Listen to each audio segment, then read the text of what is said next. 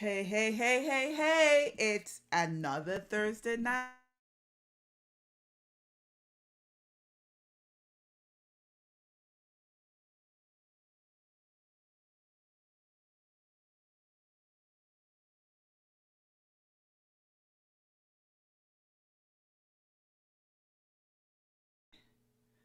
So let me know if you can hear me clearly. Drop a comment, say hello, share the live.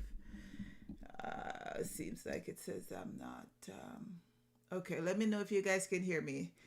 Drop if you're tuning in for the first time, welcome. We do stream live Thursdays at 9 p.m. on Facebook and on YouTube, on the YouTube. So the few of the topics we'll be discussing tonight are the reggae singer Jamil returns with a new album. ASAP Rocky got arrested at LAX airport. I'm going to be touching briefly on the Johnny Depp Amber Heard trial, Netflix situation, character games in Jamaica, and a Brazilian superstar who married his wife's niece and had a baby, and other stories. So tune in. It should be very, very interesting tonight.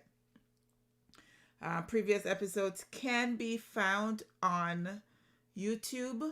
So visit the site, like, comment, subscribe, and set your notifications to get notified when we go live. Hi, Colleen. How are you? Can you hear me clearly? I was having mic issues a little earlier, so let me know if you can hear me clearly. Let me know if you can hear me. So we're just going to touch a little bit. Hey, Rosie, how are you? Oh, thank you. You say I look extra pretty. Thank you. Let me know if you can hear me though. Okay. All right. Awesome. So, yeah, as usual, we're going to start with our entertainment section. And we're going to start out with the reggae artist Jamil. He's got a new album out called Legend. Listen to a um, few of the tracks on the album, and it does sound good. But the interesting story about Jamil is the fact that in him promoting his new album, he's stating that he's talked about his journey that he's been on for the last year. Last year, I did report that he got baptized, became a Christian because you knew he's a Rastafarian, became a Christian, got baptized. But he said that was all a part of him fighting a spiritual warfare. So his thing is that people close to him were poisoning him. And he must say people close to him did obey him and such. And he had to go to the hills for 7 days. He was given things to help him release the things that were inside of him. And he said that the things that he vomited out, like it should, those things should not be in humans. So apparently he went through to different churches trying to find answers for why things were happening to him the way it was. His hair was falling out. Each time he tried to sing or whatever, something would happen to him. So it's actually quite interesting to hear him talk about, his journey. Now, people ask him, he wanted to differentiate between spiritual warfare and obia and all of them things. And, he just said it was a spiritual warfare or whatever. But I always say believe heal and believe cure. So he knows what he went through. He knows what he fought through. And he's coming out on the other side. He's got a nice album out, and the tracks on it are very good. So that's our Jamil story. So his album is called Legend, and it came out on Good Friday. So last Friday it came out. We're moving on to ASAP Rocky, and for those who don't know, he's Rihanna's baby daddy. So he's a superstar in his own right, a good singer as well. He was arrested at the LAX airport on his return from Barbados recently.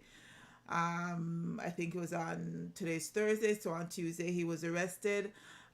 He was arrested in response to a shooting that happened in November 2021. So him and Rihanna were recently in Barbados, and when he returned, he was accosted at the airport and arrested at the airport, and apparently they went to his home as well and used a battering ram to go into his house, and they came out with boxes of stuff. They said it's potential evidence. We'll see what happens. And yeah, so he has gotten bail, $550,000 bail. So we'll see what happens with that. Apparently, him and some other person got into a fight, an argument, gun was drawn, shots were fired, and all of that situation. So it could be serious. It could be serious. Okay, and I'm gonna move on to Blac Chyna. Not quite sure if y'all remember her. She is Tyga's baby mama. Tyga has a song with Shensia. She's also Rob Kardashian's baby mama of the Kardashian family. So she's now suing the mother and the sisters, so Kim, Chloe, Kendall, and I think Kylie, um, stating that they were the ones that worked to get her show that she had with Rob canceled. And this lawsuit has been going on since 2017, 2018, thereabouts. So the trial is just started now. She's saying that, they were the ones that went to the producers and told the producers to cancel the show and everything else. The show was basically a spin-off of the Kardashians, but it involved just Rob and Blac Chyna and their lives. And it was quite interesting. The trial has been interesting so far. A couple of the things that came up during the trial is the fact that she was abusing Rob. Um, it came up that she had the phone charger card, she had wrapped that around his neck at one point. She had pulled a gun on him, point a gun at his head at one point, and she said it was a joke. So there are other things coming out, what she said about the family, what the family said about her, what they thought of her, that kind of thing. So it is quite interesting. Also, Blac Chyna's mom is banned from the courtroom because of comments that she's made on IG that could seem to be threatening the Kardashians.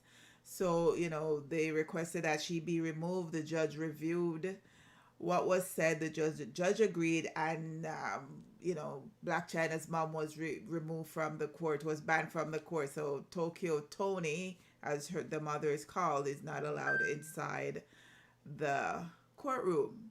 And she's also, in her infinite wisdom, is saying that the judge is stupid and he's going to get what's coming to him and all of that quite stuff. Needless to say, if y'all know Tokyo Tony, she's not quite right up in the head part. So, it is what it is. But she's suing them for $100 million. Their defense is that once the relationship ended, the show had to end because the show was based on her and Rob's life together. So if they're no longer together, it would stand to reason that the show would end. So should be interesting to see how that particular trial goes. There's a few trials I've been monitoring the last few days, and the other one is Johnny Depp and Amber Heard's trial. That's going on right now as well. That started late last week, so it's in its second week this week, and that trial is interesting. So Johnny is suing Amber for defamation. He's seeking damages of $100 million based on the fact that he says Amber lied when she claimed that Johnny Depp was abusing her, and he's saying that it was detrimental to his career. He lost opportunities because of it, and he's suing her for $100 million. Amber is also countersuing Johnny Depp for calling her a liar.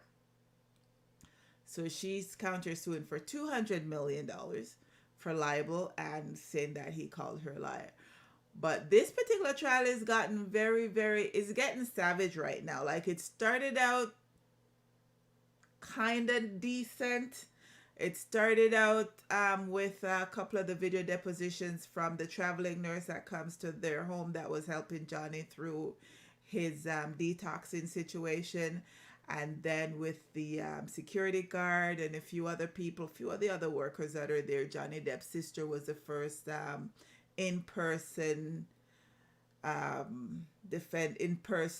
witness. And it's funny because Johnny Depp's sister doesn't recall a lot.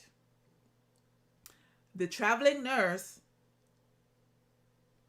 definitely doesn't recall anything. If it wasn't written in her notes that they have, and some portions of it has been redacted. So if it wasn't written down, she doesn't recall. So I looked into that further and, talked to a couple of other bloggers and a couple other people that are following the trial, that are lawyers that know what they're doing on that. They're saying that she's doing that because she doesn't want to be sued, because, she can be sued for things that she said during the trial by Johnny or Amber. So if it's not something that is written down, that she has to recall that this happened outside of it, everything for her is, I don't recall. So it's quite interesting. But what has come out in that particular trial so far is it's showing more that Amber was the abusive one in the relationship, by the notes that the traveling nurse kept, by the notes that the therapist kept that was helping to detox him, by the security guard, which the security guard is a little bit biased because he's worked for Johnny Depp for a few years. So, and he's still working for Johnny. So there's a little bias there. But the other two professionals, the therapist and the traveling nurse, they are a little bit more balanced in what they were in their doings and their notes and stuff. So it shows that Amber was the one that was actually more abusive to Johnny, both verbally and physically, always stating, there was one point Johnny said, she would say to him that she can't live without him, she's gonna die. And he said he stayed with Amber despite the alleged abuse, because she would follow him screaming in her nightgown, and he feared that she'd attempt suicide like his mother did when his father left. Now, the interesting thing to note is that Amber left Johnny, I think it was 2 to 3 days after Johnny's mother died. Amber left him. It's also coming out in the trial that Amber cheated on Johnny with Elon Musk and James Franco. And I think Amber has now still with Elon Musk, and they have a couple of kids together with very weird names that I can't pronounce. There's also talk of who had threesome with whom, names they're calling. People are going to be called for, to be witnesses and stuff. So this particular part of the trial has gotten very savage. There's a lot of things coming out, and I mean, sitting and watching, it seems like you're being a voyeur, watching people and their life. But some of the intimate stuff that are coming out that Amber taped, or that was noticed or whatever, it's it's not good. The things that you have to do, or the things you go through when you're famous, and all these things now, is like people are actually, this trial actually puts us in their house and in their bedrooms, to see how they live or what was happening during that time and stuff. It's really not good.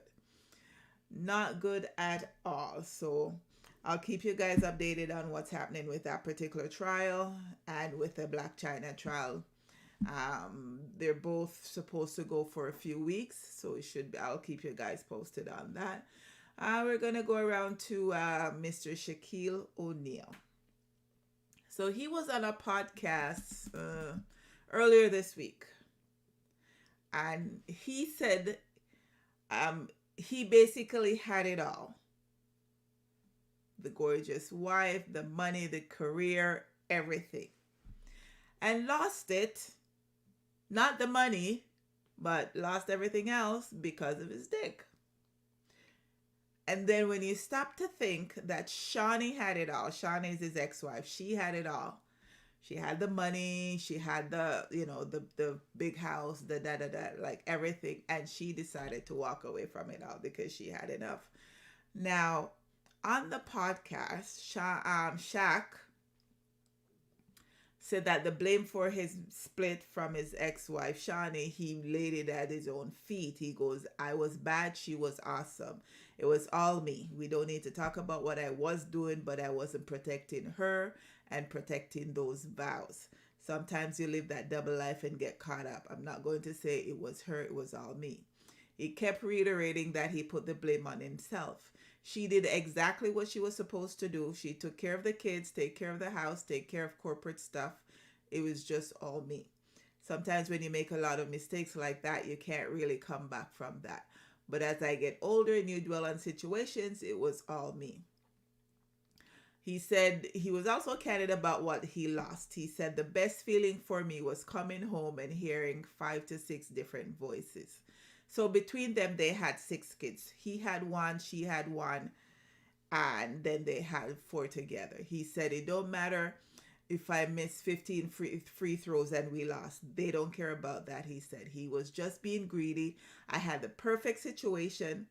Wife was finer than a mug. Shawnee was fine, of course, who kept giving me babies. Still finer than a mug. I had it all. I don't make excuses. I know I messed up. When that D word happened, I don't like to use that word, I was lost. 76,000 square foot house by yourself. Lost. No kids. Go to the gym. Nobody's playing. You go to their room. Nobody's there. Lost it all. And they had separated for a bit. They tried a reconciliation, and then when that didn't work, Shawnee filed for divorce again, and that divorce was finalized in 2011. Now, people are calling Shaq Mr. Accountability. And, saying that, it's good that he's taking accountability for his actions. And I'm like, there's no accountability. Accountability was being in the moment and saying, hey, in the moment. This is 10, 12 years later. He's just stating facts right now. I mean, he's gotten older. He's more mature. I'm sure he wished he would have done things differently, but accountability? Mr. Accountability? I love Shaq and all, but yeah, calling him Mr. Accountability and saying because he's taking, responsibilities for his action, please. We're getting carried away with all of that words, but I just thought that was quite interesting. So we're going to move on to sports.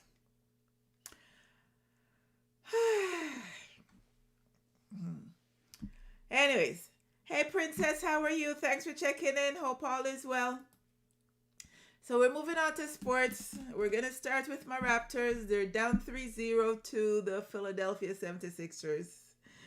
Last night was a game. I was pulling my hair out. And for those of you who are going to have snarky comments about what hair, I got hair. See? Lots of hair. Anyways. So game 1,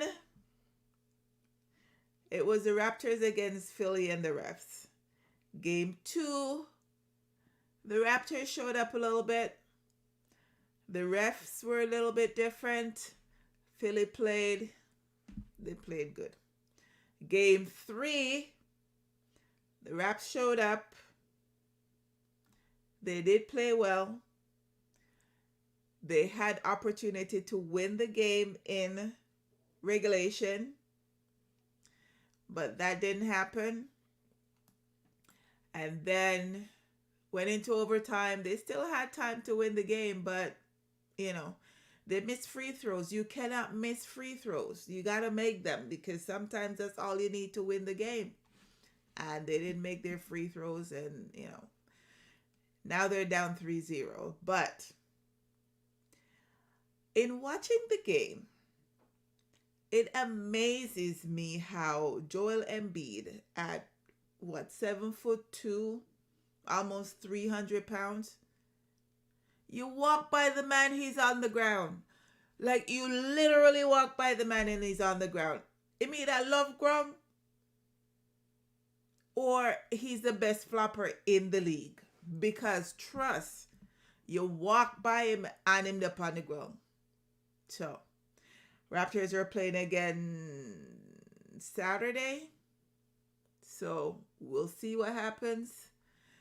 And hopefully they can they can do something, win a couple of games, and it's kind of hard to come back from being down 3 love, but from being down 0 and 3, but I don't know, it's just kind of hard. It is hard.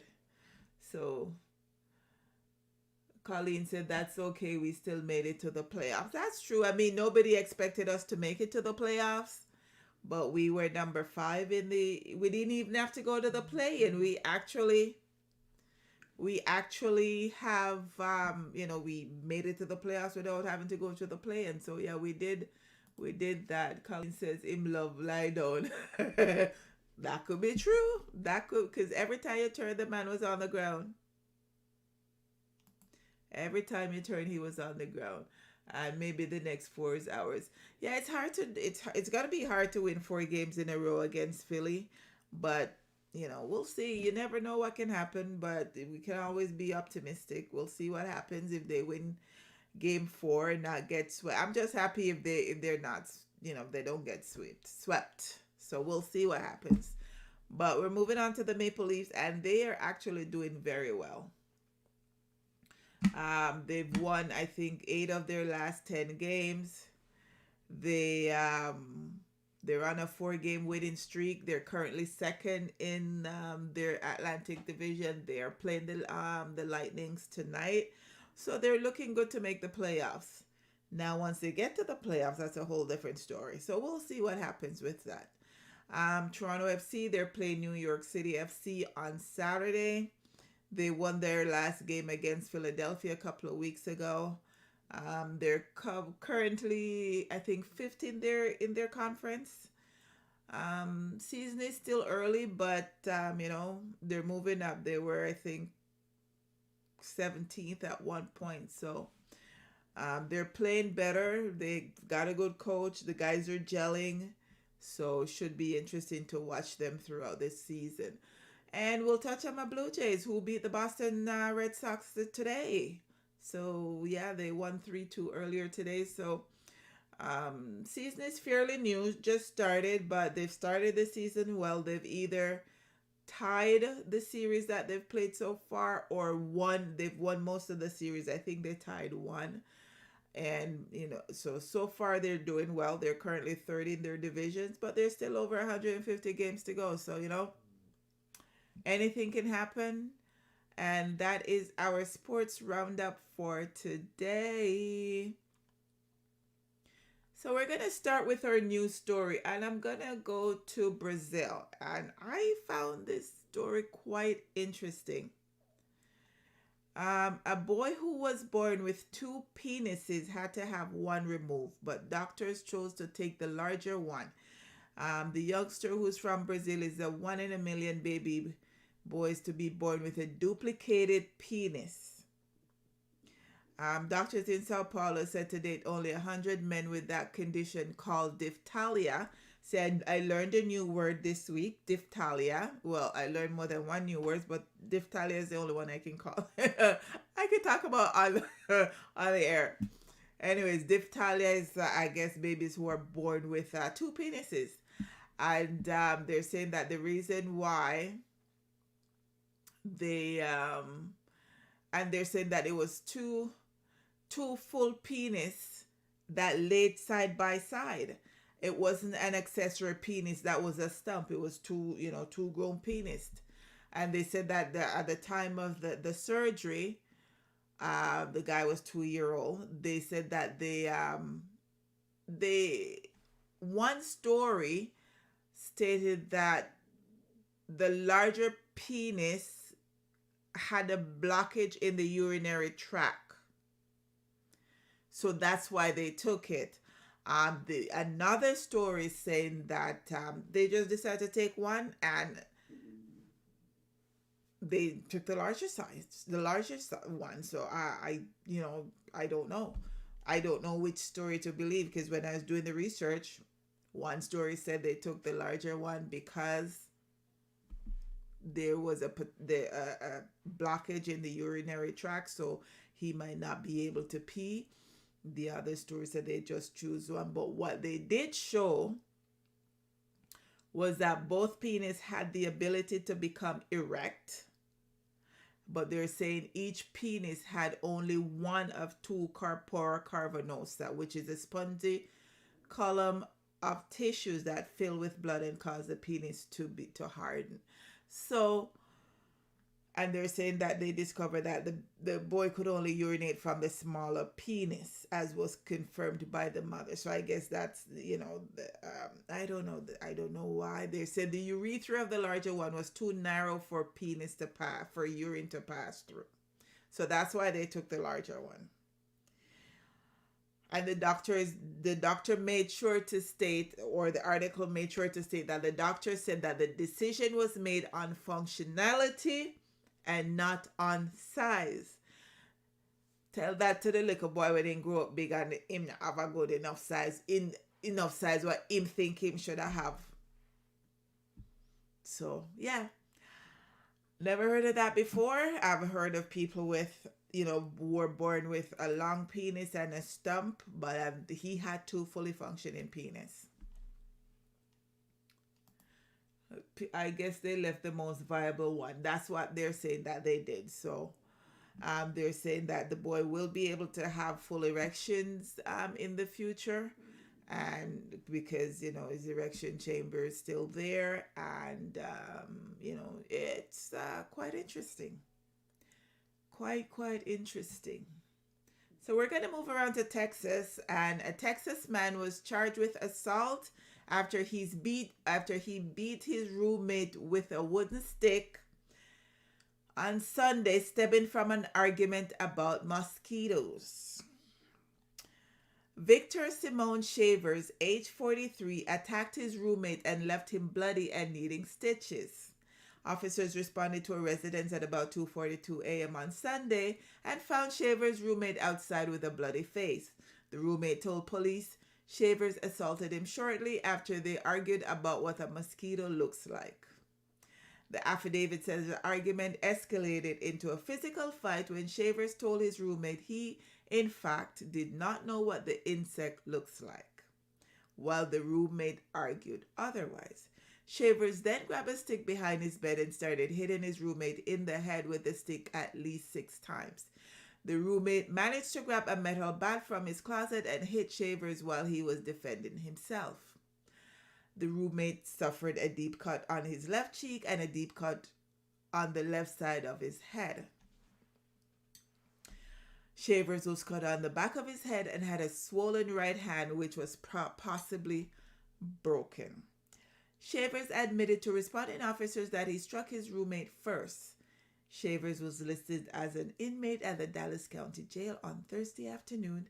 He is now charged with aggravated assault causing serious bodily injury and assault causing serious bodily harm. He's being held on a $28,000 bond.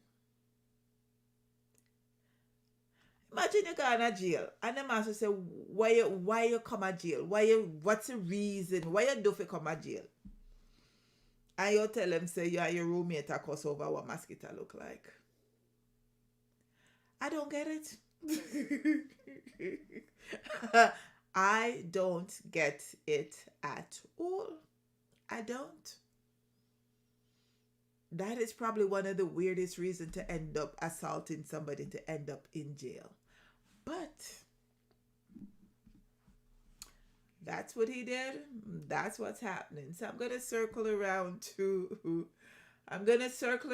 Texas. And this particular story is quite interesting.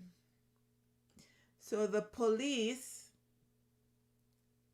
were able to make a $2 million drug bust, meth to be specific, after it was found in a woman's home after she called deputies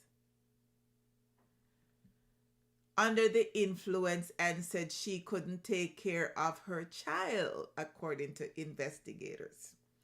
So the woman reportedly called 911 and admitted she was under the influence and couldn't take care of her 2-year-old child. When deputies arrived at the woman's house, they said they discovered that the woman was manufacturing crystal meth. They removed about 112 kilos of crystallized meth and 87.2 kilos of liquid meth, which total about $2 million. Woman was taken into custody, and child was taken to CPS, Child Protective Services.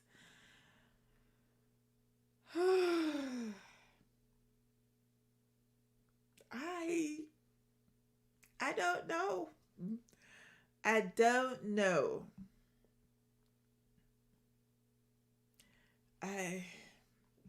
Anyways, she's where she's supposed to be in jail, and the kids are with CPS. Hopefully, I never know if you go with that one because that are just stupid. So I don't know if you go with that one. That is just stupid. So, gonna go to Atlanta, and this was a very sad story. So, the guy on screen, Archie Eversole, is a rapper. He was reportedly shot and killed by his own brother. And I'm hearing two stories on this. One story says that he was shot in the jaw while he was asleep.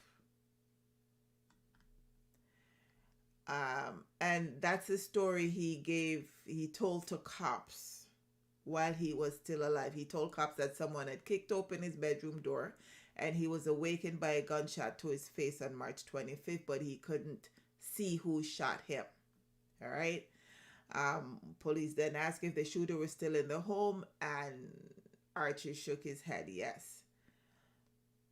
Cops said they asked if he knew who it was, and he wouldn't answer them, and then he started to fade in and out of consciousness. And they're saying that they also found fresh blood covering the front door and a trail of blood from the stairs to his rooms where the blood splattered door had been busted through. There was blood all over the bed, pillows, and the wall. When they initially interviewed the brother, he told the cops he was fine and was just checking on his brother, although cops did notice he had blood on his socks. He was also told police he was limping from a blister on his foot. Archie was then rushed to the hospital where he died from his injuries earlier this year. One other story is that he was shot at the gas station. He made his way home and he was there, and so again, two different stories, but the bottom line is Archie's dead and his brother is now in custody for his murder.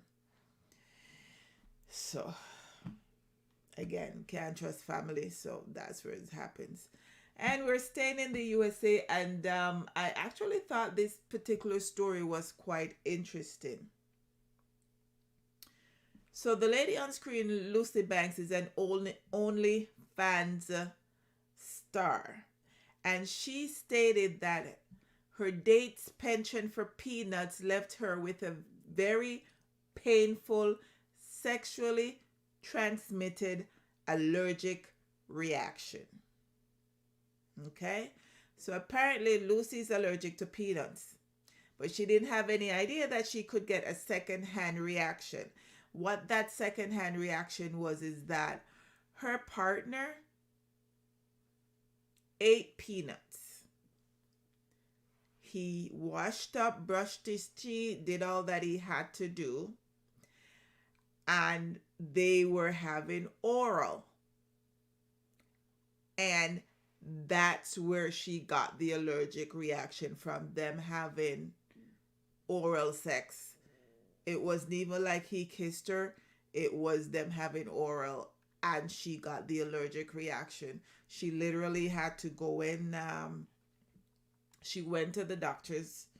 They put it that she waddled in to see the chemist when she began reacting after the intimacy, and they realized that this was, she said, the phenomenon is so rare that when she went to the pharmacy, the staff started laughing at her, and it was difficult for her to get antihistamines for that specific reason.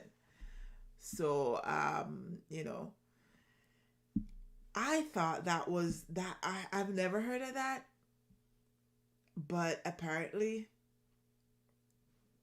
that is something that can happen. So if you're allergic to something, be careful how you do your experiments. Be careful how you have your orals, because apparently it can be passed through that way too. You can have it can trigger your Colleen, stop it. Yes, now I know. Thankfully I'm not allergic to anything, but it is quite interesting that I he said he didn't even the boyfriend said that he didn't even have a lot of nuts. He had maybe 4 or 5 trail mix, a handful of trail mix. He brushed his teeth, he bathed, he's cleaned his nails and stuff, because I'm sure he's aware of her allergies and know that once I eat peanut, I gotta clean up nice, so that but it was quite interesting. They said her vagina and her vulva got swollen. Um, and she fell faint a couple of times, and but like I said, it was quite interesting. Quite interesting. So girlfriend made a TikTok about the situation, and people can Colleen said what one nut can do. That's true. One nut can do lots of things. That is very, very true. So I'm going to circle around to Georgia. And a Georgia man killed his grandmother by packing her in a freezer and breaking her bones, then told investigators how much she loved him. So Robert Keith Tincher III allegedly lived with the frozen corpse of 82-year-old Doris Cummings for months before Floyd County cops made the grisly discovery at their Armuchee home late Thursday. Police believe that the granny hurt herself after falling in December, but rather than seeking medical attention, Tincher allegedly dragged her through the home they shared. He heard and saw numerous bones break when he did so, and then wrapped her in plastic bags and stuffed her into the freezer alive. From what we determined at the time, he believed she was still breathing and had some movement at the time she was going into the freezer. The charges say Tincher acknowledged her back broke going into the freezer. There was no altercation or provocation leading up to the acts. Tincher continued living in the home with the body inside the freezer for months, but moved it to a storage unit in March, fearing Cummings' body might be found. Tincher told cops he didn't call 911 because he was wanted for arrest because of terroristic threats made in 2018 against his wife. Also, in a bizarre twist, Tincher also told investigators how much he loved his grandmother. He said she was the only family member that gave him the courtesy and love and attention he needed.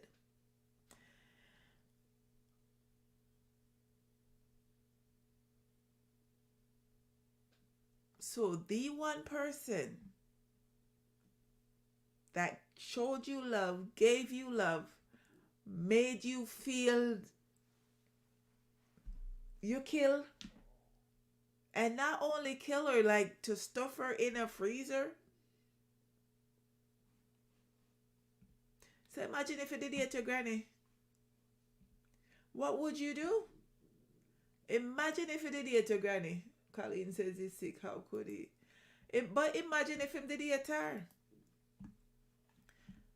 If him did it to her, he would have, I guess he would have chopped her up in. I died. There's something in the water. There has to be something in the water. So We're gonna go around to Florida, and this story was just heartbreaking. We so there's a section of Florida called Little Haiti, and this particular mother has been accused of murdering her daughter and sons. So police found Odette Jassan's children tied up inside her apartment.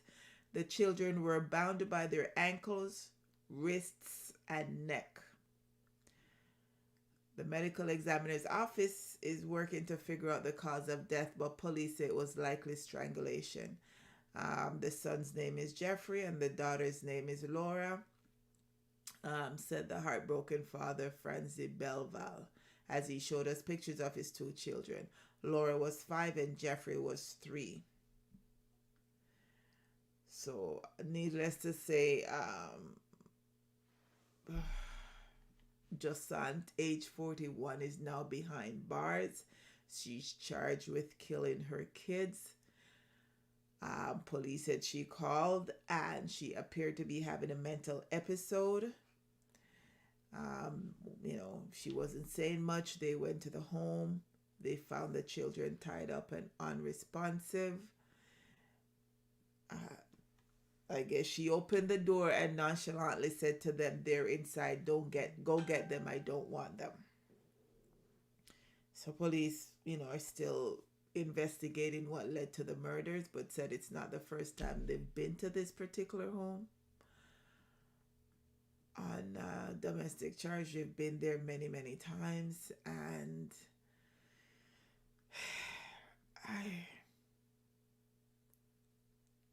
I don't understand. It's like mental health is a thing, yes, but how you look on your pin them what you carry in at this world and decide that that's what you're going to do.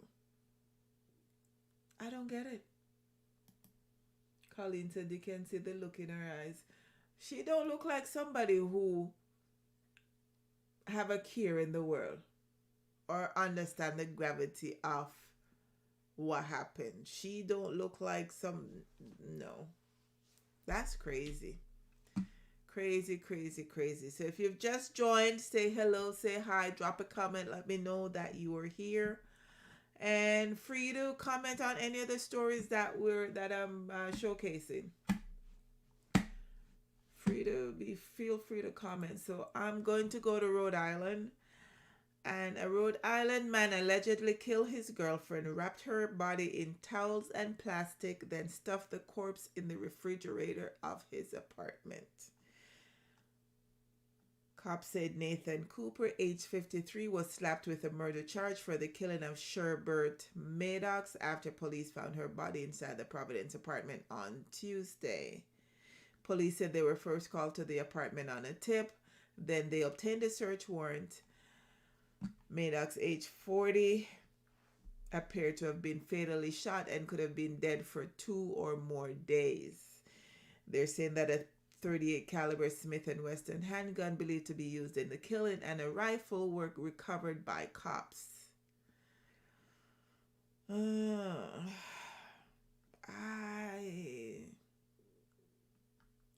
Apparently, Cooper had prior convictions and a pattern of domestic violence with Maddox.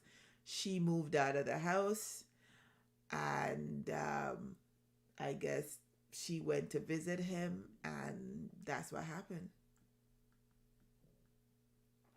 So another man who couldn't stand that a woman was going to leave him. Colleen said, "Look like them going soon. Let freezers and fridges not allowed in houses." Right?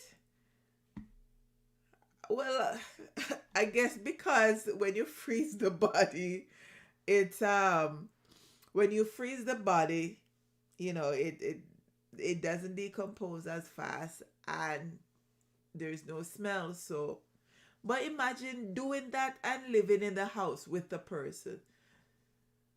And then if you had, like, I've watched a couple of shows on ID because I love watching ID, Investigative Discovery.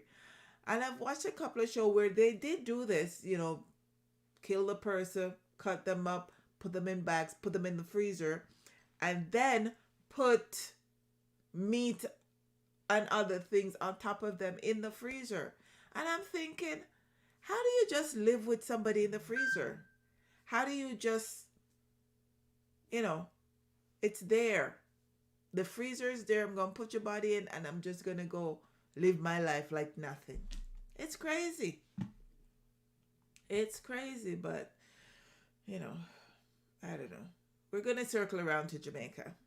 If you've just joined, say hello, say hi, drop a comment. Colleen says, have to invent a new type. All these insane people using them. But what kind of other type we are going to invent? We just have to go on. People are crazy.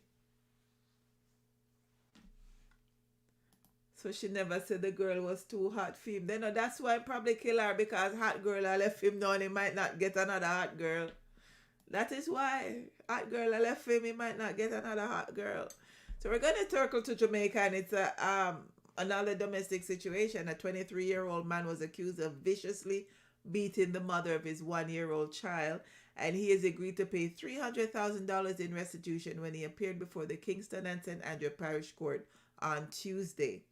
Javon Fang pleaded guilty to unlawful wounding and assault causing occasioning actual bodily harm. After the court was told that on March 16 he punched his 19-year-old girlfriend in the eye, kicked her, and then stepped on her head. When asked by Senior Parish Judge Lorianne Cole Montague why he assaulted the mother of his child on March 16, Fang, who confirmed that he works in a warehouse, simply said, "I didn't mean to." Not pleased with Fang's response, Cole Montague asked about his reason for the assault again, but he did not answer. The judge then said, "Pull down your mask, let me see who is kicking people picnic like a ball." Upon seeing his face, Cole Montague went on to say, "You need to spend a night in jail." The complainant then told the court that Fang also threatened to kill her after she reported him to the Trenchtown police station. Miss, him say if me go back at the police station, him a go thump me in a me other eye and kill me, the 19-year-old said, adding that Fang has been following up with her since the incident. After this, the judge asked the complainant if she had told the police about the threat, to which the teen answered, "Yes, miss." Turning to Fang, Cole Montague asked if he is willing to pay $300,000 in restitution, which he agreed to pay. He was remanded into custody until April 21st, which is today, for sentencing. Hey Dennis, how are you? Thanks for checking in. Long time no see. Long time no hear. Colleen says go look a cool one that match him. Hey Carlene, hello. Thanks for checking in. How are you? How are things going? But yeah, my man decides to she need to send for protection. She not ready for man or baby. Well, she already have baby and she have man who a beat her. At film age 22, him decides say more thump her in her eye, stamp her upon her head and all of them something. They like, me not understand. Me not understand. I don't get it at all. I don't get it. I don't get it. Then he said it's all good. That's good. Awesome. So we are going to circle around to Montego Bay, and there's been quite a lot of flooding in that area this past week because there's been quite a lot of rain over the Easter holidays. And a grandmother and her granddaughter were swept away out at, I don't know how familiar most of you are with Montego Bay, but out at Westgate. They were among 4 people traveling in a car along the Westgate main road when the flood and the thing, and the driver managed to escape and his daughter managed to escape. However, the driver's wife, who is the grandmother, and the granddaughter were swept away. The last I heard, they hadn't found the grandmother, but they did find the granddaughter. And the sad part about it was that the granddaughter was just visiting the grandmother for the Easter holidays. According to the mother, she said that she wanted to spend the Easter holidays with her grandmother. Beryl Walters, and the little girl's name was Janelle. So she wanted to spend the Easter with her grandmother, and that's what she did. They were going on an outing, and you know, due to the rain and the flooding and stuff. I even saw one where they rescued a man, him hold on pan the rope and they draw him in and whatever. Like, him did let go the rope. Him would not make it. It would not make it. But yeah, it's sad that that the little girl lost her life and also her grandmother. So that's a double whammy for that family. But there was a lot of rain. Lot of rain. Anytime it rained too much in a Montego Bay, it just flood out. Everything just washed away, just gone. So, but so sad for that little girl. I think she attends Montego Bay High School or something. So, yeah. So we're staying in Jamaica, and this next story, this couple got quite a bit of shock when they went for their 3-month checkup. She thought that she was only having one baby, but the sonogram showed that she was actually having triplets. Mind you, they already had a 4-year-old kid and was expecting one. They went and the doctor said, "Oh, you're having 2." And then the doctor turned again and said, "Oh, you're having 3." So now instead of having to prepare for one baby, you have to prepare for 3 babies. And instead of having only 2 kids, you now have 4. So so everything else have to go stretch. You have to buy more things. And she has said, no, like the mother saying that, when it's feeding time, everybody wants to feed at the same time. It's not like they all want to feed at different times. Everybody wants to feed at the same time. Everybody wants to eat at the same time. So she typically have to have, one each and then cycle out and the other one and cycle out. Respect to those who have twins and triplets, because it's not for me. Not for me at all, but good on them. Good on them. So their names are Kamaya, Katalia, and Kalia. They have my daughter's name, Kamaya, Katalia, and Kalia. But congratulations to them. Good on them. This is the hardest part of when it's the easy part and the hard part, because it's easy because they're not running around right now, so you can control them. But then when they start running around and everybody's running in different directions, it just gets harder. They're also saying that they both have twins in their family, so I guess she busts the trend and decides triplet to our thing. So this was a story. The next story is going into New York. It's been unfolding over the last week. Or Dahlia Gall, age 51. This particular story is quite interesting because the first when it first came out, her body was found in a bag by a passerby. And the way it came out was that her husband and her oldest son were away on a trip somewhere, and it was her and her youngest son that was left at home. And they were saying that she was having an affair, and it was the person that she was having an affair with that killed her in the house while the youngest son was there. Then that theory got thrown out and said it must have been a stranger, or must have been somebody who she knew that was able to access her house and kill her and throw away her body and all of that kind of stuff. So apparently, according to the police, she was stabbed 60 times.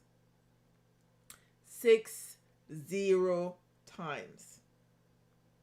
Imagine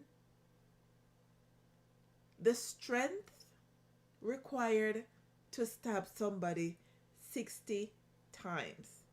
Imagine the hatred or the emotions required to stab somebody 60 times. Me can't even do 60 push-up. 60 times.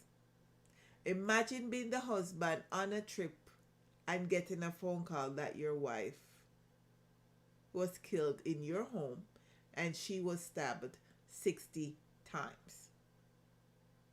So that's what's been unfolding over the last week, because she was killed last Friday. Different, they had flyers up, looking for information. They interviewed different people, the bartenders and all of that stuff. Nobody, everybody said everything was normal. She was out with her friend. She stopped by the bar for a drink, or a regular bar that she would normally go to, and nobody, she was jovial. Everything was okay. No issues and everything else. The next thing they knew, she had been killed and stuffed in the duffel bag. And they did catch a picture of the person dragging the bag, which I'm showing on screen as well. And it was a resident, that found the remains some hours later. So today, there's news now stating that they've arrested someone for her murder. That person was her handyman that have been working with her over the past few years. Also stating that she was having an affair with the handyman. Also stating that on the night of her death, she was home, like she'd gone out, came home. She was in the basement. Her youngest son was upstairs. She opened the door to, the gentleman, and apparently they got into a heated argument in the basement, which the son upstairs did not hear at all, did not see anything, did not hear anything, and he stabbed her and killed her. And apparently she was having an affair with him as well. So nobody has yet said what caused the argument. Nobody has yet said what triggered him to kill her. But they arrested him this evening, and it should be quite interesting if there's any more information that comes out over the next few days regarding possibly why he did it, or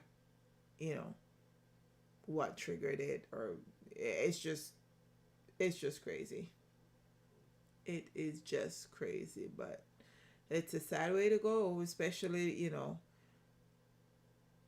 the kid upstairs and the mother being killed downstairs, and he didn't hear anything. There's got to be some guilt along that line somewhere. But we're going to move on to Utah. And a Utah man was found guilty Friday of stabbing a teenager to death and slitting the throat of another for hanging out with his girlfriend after he banned her from having male visitors. Jared Baum, age 45, was found guilty of 2 counts of aggravated murder, 2 counts of aggravated kidnapping, 2 counts of abuse or desecration of a dead human body, and obstructing justice in the December 2017 deaths of Braylon Breezy Addison, age 17, and Riley Powell, age 18, their bodies were found months later at the bottom of a mine shaft. On December 30th, 2017, Baum returned home to Eureka to find his girlfriend Morgan Lewis hanging out with Oatson and Powell. That's when he duct taped the mouths of Oatson and Powell, tied them up, and put them in the back of his truck and drove them to an abandoned mine outside of town. all while forcing Lewis to watch. At the mine, Bomb beat and stabbed Powell to death and falsely thinking Addison was pregnant, cut her throat, then threw both bodies down the 100-foot shaft. The teenagers were considered missing for months until Lewis was pulled over in March 2018 on unrelated drug and weapons charges and began cooperating with police. Whew. I, I never know if you carry that, if you go with that. I don't know where to go with that. But Baum faces the possibility of up to life in prison without the possibility of parole. And he's due back in court for sentencing on June 1st.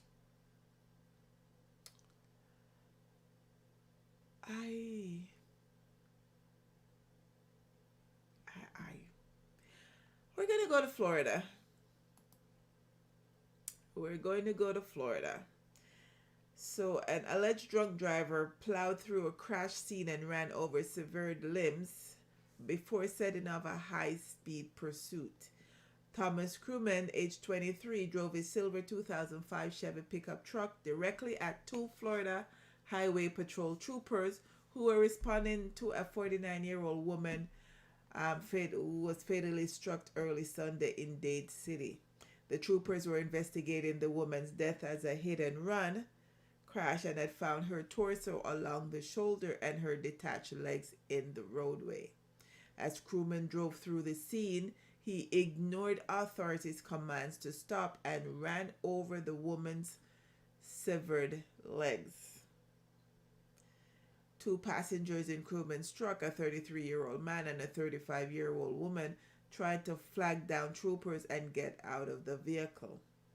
They're saying that Crewman also nearly hit two Pasco County deputies while trying to flee. The high-speed pursuit lasted about 10 minutes until he was taken into custody.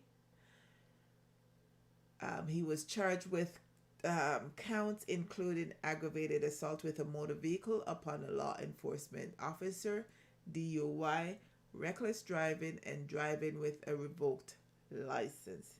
He's also accused of false imprisonment for not letting his passengers out after they tried to flag down troopers and get out of the truck.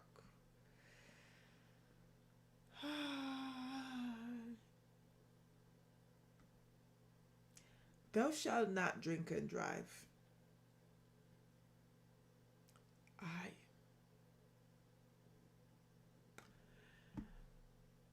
I'm going to move on to New York.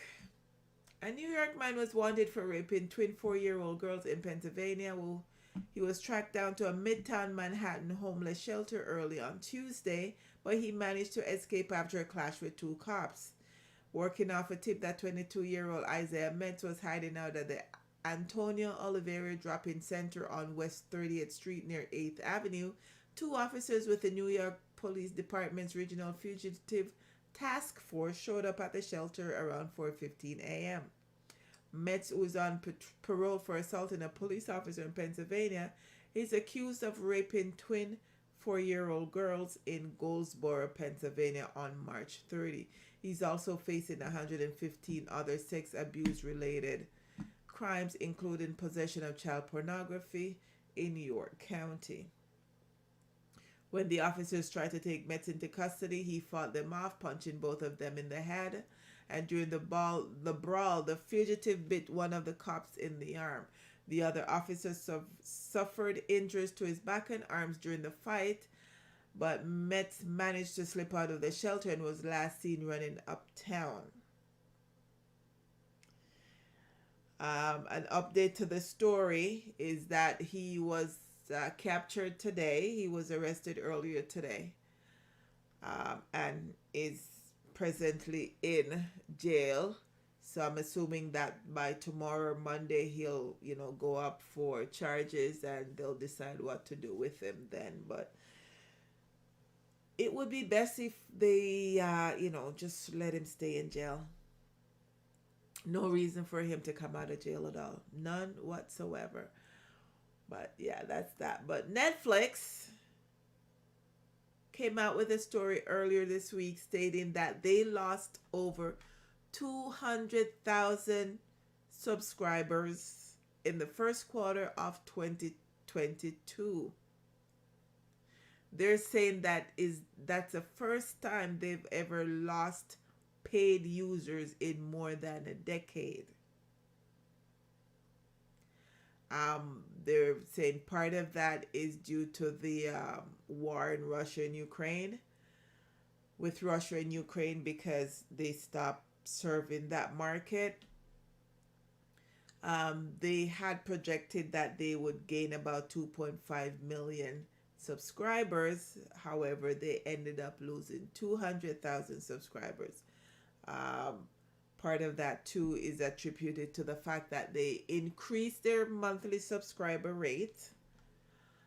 And yeah, so their stocks took a beating. But the other interesting part of it is that they're now going to start cutting off people who are using the same password to view. So they're estimating that the Netflix is being shared with over 100 million additional households, in addition to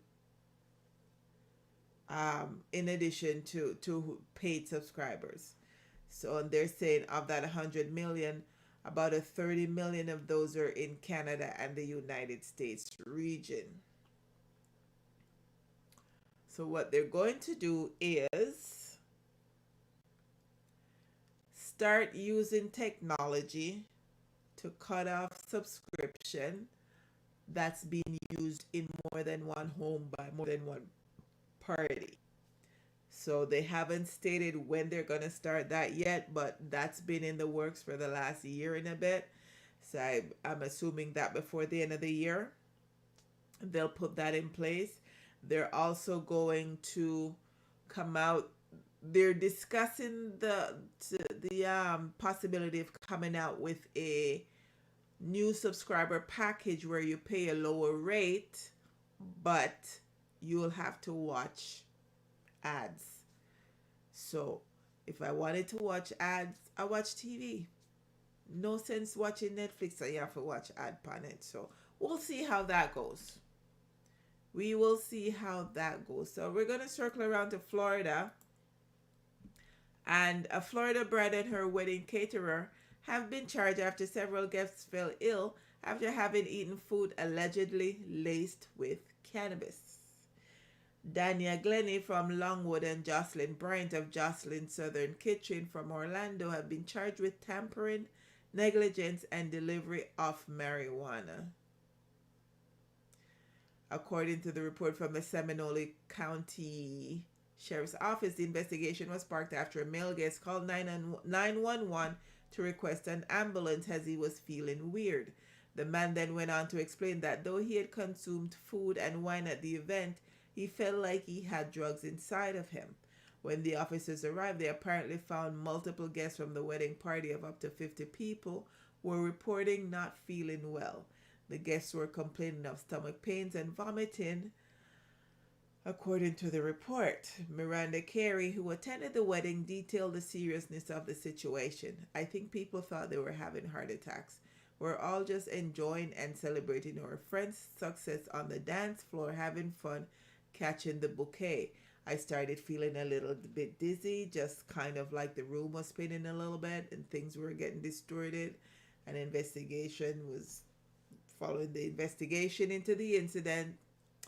The bride and the caterer turned themselves into the sheriff's office, and they've since bonded out. Colleen says then people find other sources to watch what them want. That is true. But how you are gonna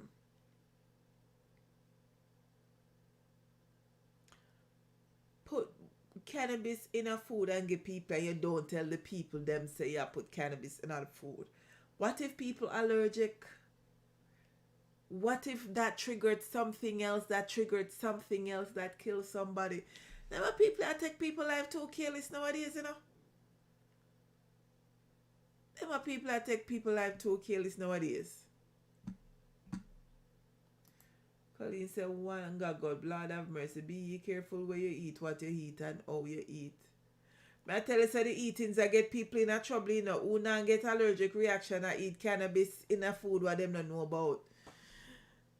So I don't eat. I don't eat. I don't eat out much. You guys to know where your food's coming from. That don't make sense. They could have killed somebody all for the fun of, oh, I'm going to put cannabis in your thing. That's not right. Not right at all. Not right. But we're going to jump to Jamaica for a bit, because I don't know who watched the character games earlier this week and over last weekend, but trust, the liquor Jamaican pitney them, woo bee. The liquor Jamaica pitney them are going with a bag of things down there.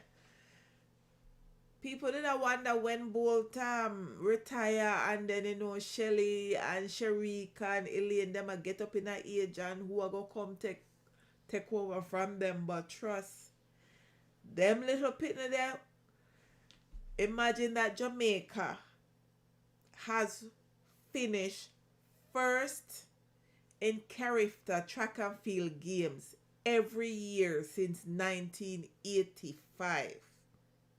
No other Caribbean island has come ahead of Jamaica in character games since 1985. Like, yo, Jamaica won 92 medals at the games that ended on Monday. And there's a twin, Tina and Tia Clayson. Them two girls there, the Jamaica 4x100 team under 20 set world record.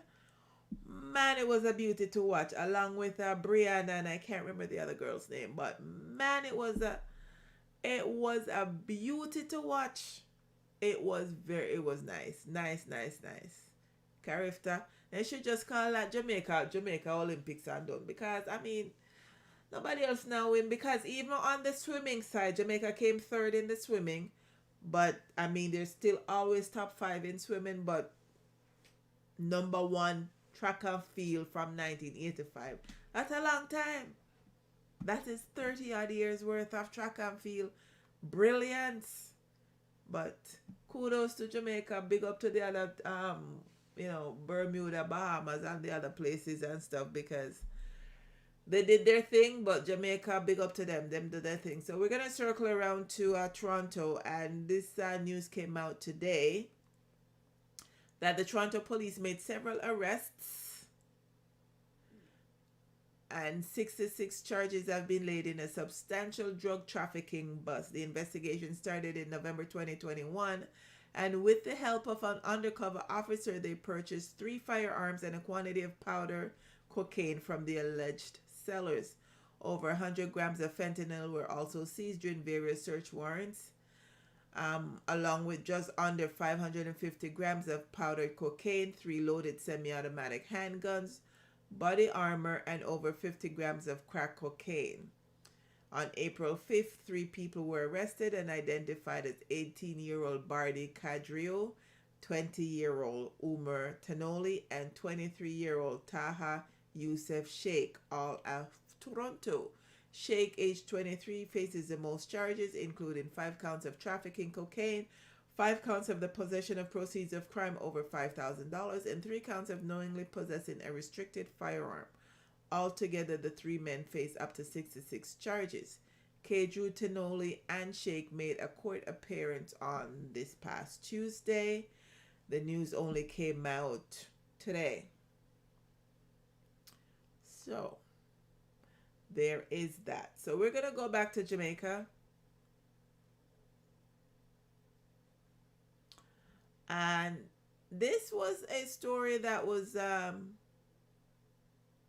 in the dear pastor situation. From my little girl, dear pastor, I go on, and dear pastor still a go on, and there's been quite a few interesting requests for advice from dear pastor. This is one of them. This is a woman who's justifying why she did what she did. I'm a 32-year-old woman and I'm married, but not to my daughter's father. We've been married for 7 years. I was very happy at first, but he's allowing relatives to tell him how to live, and he has had run-ins with the law. My daughter loves him, but I am very unhappy. This man tells lies. I cannot put down any money. He's now using drugs, so you can imagine that I'm not getting much money from him. He has other women and he brags that they support him. His relatives say that I am lying, but I don't have to. Although he does not give me much money, I make sure that I cook and leave his dinner. I am a Jamaican woman, and that is what Jamaican women do. They feed their man. I used to cry over the situation, but not anymore. I've been telling him that if he does not change, I am going to go my way. We were owing 2 months' rent, and our landlady told me that if we don't pay even 1 month, she will give us notice. I begged a friend to help me, and he loaned me the $40,000 to pay the rent. This friend is single, so when I did not get the other month's rent, I told him. He asked me why I was married and still looking for help. He reminded me that he has always liked me, but I wanted to be faithful to my husband. I am ashamed to tell you that I found myself thinking about this guy, and I slept with him twice. Oh, you go from thinking to sleeping? I told my husband that I'm going to cheat, but he does not know who the person is. To be forced to go to bed with another man because I'm in need is not a good feeling. This guy is not as educated as my husband, and he's not as handsome, but he's a hard worker. I don't know what to do because this man told me he made a mistake by marrying me. I am paying back a student loan. I am paying for my child to go to prep school. I have a car loan to pay. Her father helps, but I don't want to tell him about my problems.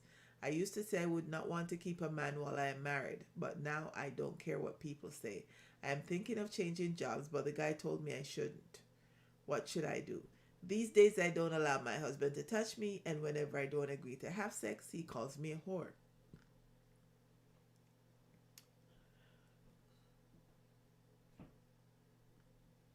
So why the lady still married?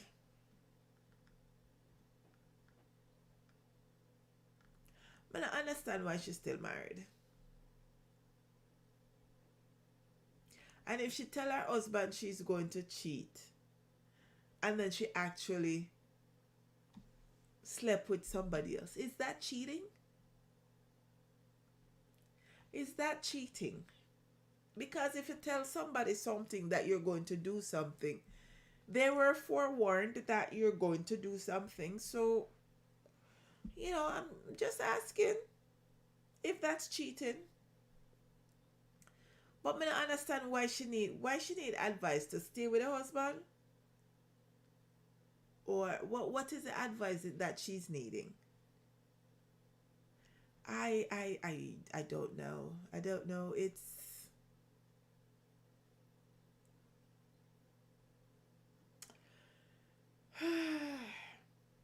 anyways. If y'all got comments, drop your comments, because trust, I don't know what advice she's looking. What advice can she be looking? But there's another one. There's another one. This one, Colleen says it's upfronted. No, but really and truly though, when you stop to think about it, right? She did tell the husband what she was going to do. So then if she went through on what she said she was going to do, is that cheating? Me not feel so, because me tell you what me I go do. The fact that I actually did it, me they tell you say that me I go do. Me they tell you. So if you don't want to believe me, then But me they tell you. Me they tell Colleen says not cheat, right? If you forewarn somebody, if you were upfronting with somebody about the situation, I mean, there's a little bit of leeway in there, and then now, if not support you, him a call you whore. Him not give you no money for do. What is the attraction to stay with that person? What is the attraction to stay with that person? That me want to know. I don't get it. But we're still staying in Jamaica because there's another situation that came up. And this one says, I'm a 41-year-old woman and she's asking for opinions. She said, I was married, but my husband passed on 3 years ago. I met a man and we became friends. We went out a few times, but he mostly comes to my house. My husband and I have one son and he lives and works in New York. This man is a Christian and so am I. We discussed everything. I asked him whether he loves me and he said if he didn't, he wouldn't be with me. That is a non-answer. I told him that I would like to take this relationship to a higher level. He said that I'm in too much of a rush and he does not want us to do anything and regret it. I told him that I do not want his house, but I don't want to play around at my age. I think that is part of his problem why he does not want to propose to me. He has a lovely house and he has 2 children. The son is married, but his daughter is not. He talks about them all the time. Sometimes when he is here, I catch him staring at me, but he thinks I don't see him. Sometimes when he comes to see me, I do not want him to leave. He said that I am rushing him, but I am not. 2 weeks ago, one of my girlfriends was going away with her husband and her children for a weekend, and she invited me and told me that I could take him with me. When I asked him, he said no. But he was also upset because I wanted him to go. He said he's not ready to tell the world about us, but I told him that I'm ready to let the world know that I've found a good man. What is this man hiding? I have my own home and my own car. All I need from him is love. I asked him about how he would live when he gets older. He is now 70. Lady, him already old. He said I should have no fear. He has some money and he gets his pension. He often says that he's afraid he will not be able to satisfy me. I know I can handle myself. I'm getting fed up of talking and letting this man know that I want us to go forward in the relationship, but he's not giving me the answers I am hoping to hear. What should I do? How long did it say them I go for again? So her husband passed away 3 years, but she didn't actually say how long she's been dating this person. But the woman see all of the red flags, the man still there, they try to force herself upon the man. Like, lady. Without telling us how long she's been dating the man, it's hard to figure out if she wants to move too fast and he's right in slowing down or what the situation is. But to not to even want to go away for a weekend, them, Colleen say, the man don't want nobody, but them a Christian. But that me I think because at age, he's 70 and she's 41. So there's a 29-year age difference there. So that could play a part into his mindset thinking that, she not going to stay with him for long or all of them something there. But on the other hand, if them a Christian, I understand. Maybe him no want, it depends on how long him and him wife did there and living at the house. Him no want bring nobody else coming at the house. There's so many things. There is so many things that's in play with this situation. But at the end of the day, lady, red flags, red flags, red flags. The red flags are just flying around, flying around, flying around. Red flag. Observe the red flag. You're in your 40s, you're still young. I ain't saying you mustn't date an older man if you feel like dating an older man. But when that older man isn't giving you what you feel that you should be given, Time to run along, to run along, to run along. Just like I am going to run to Brazil for the next story. So, Givanildo V. de Souza is a Brazilian professional soccer player. He's also known as Hulk. He has recently welcomed a baby with his wife, Camila. Camila is the niece of his ex-wife, who he has a 13-year-old son, an 11-year-old son, and an 8-year-old daughter. So, there are all kinds of brothers and sisters and cousins and grand cousins and grandauntie, all kind of mix up in a.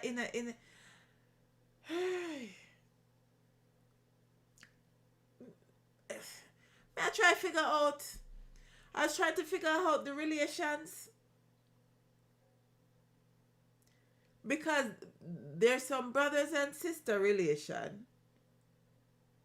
Then there's some grand aunt relation. Then there's some second cousin relation. There's some all kind of different relation going on in a just this lick or something. But how you go there with the anti-husband? Not only you there with the anti-husband, you never take a piece and move on. You take a piece, stay, and you're married, and you...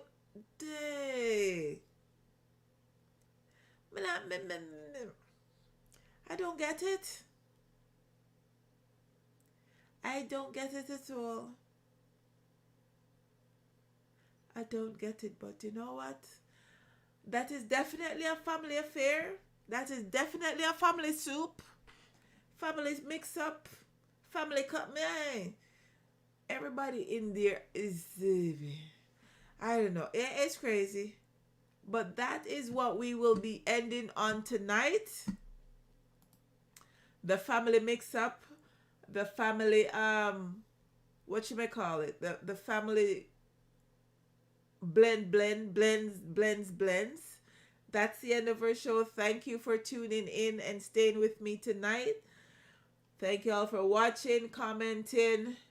See you next week. Same time, Thursday night at 9 o'clock. Have a good week. Take care. Peace out.